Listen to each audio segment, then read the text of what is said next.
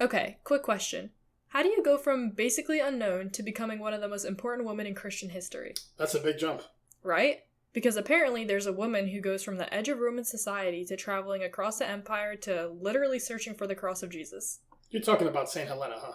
Yeah, but it sounds fake. It's definitely not. And she's also the mother of Constantine? She sure was.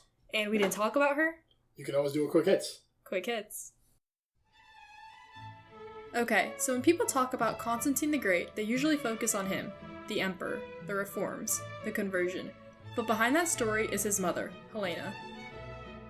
And Helena's story is unusual, because she doesn't start in power, she starts on the margins. Ancient sources suggest that she was born into a very humble background, possibly in the province of Bithynia. Some even say she worked at an inn, which, if true, puts her about as far from imperial life as you can get.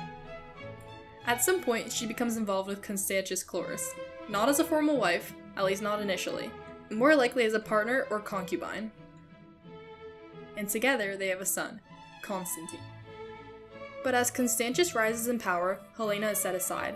He marries into the imperial system, and Helena disappears from the political stage, for a while. Because everything changes when Constantine becomes emperor. Helena returns, but not just as a mother, as a central figure in his court. She's given status, wealth, influence, and eventually the title of Augusta. But Helena isn't remembered for court politics. She's remembered for something else. Late in life, she makes a journey to the east, to the land tied to early Christianity. She travels to Jerusalem, and what she does there becomes legendary. According to later Christian sources, Helena begins searching for sacred sites, places connected to the life of Jesus, sites that had been neglected, buried, or built over. And then, she goes looking for something very specific, the true cross.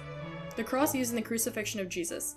Now, let's be clear, this is where history and tradition start to blend. But the story goes that Helena orders excavations, and during those excavations, 3 crosses are found. So how do you tell which one is the right one? According to the tradition, a test is performed. A sick woman is brought to the crosses. She touches one, nothing happens. Touches another, still nothing. And then, she touches a third, and is healed. Now that is the true cross. Whether or not you believe the story, the impact is real. Helena's journey helps transform Jerusalem into a major Christian center. She sponsors the construction of churches, including what becomes the Church of the Holy Sepulchre. She identifies sites, marks them, and builds over them. In doing so, she helps shape how Christian world understands its own geography. And her legacy lasts. Because Helena isn't just remembered as Constantine's mother, she becomes a saint, a figure associated with faith, discovery, and the physical connection between belief and place. And maybe the most remarkable part of her story is this: she doesn't rise through conquest, politics, or military power. She rises through proximity, through timing, and ultimately, through belief.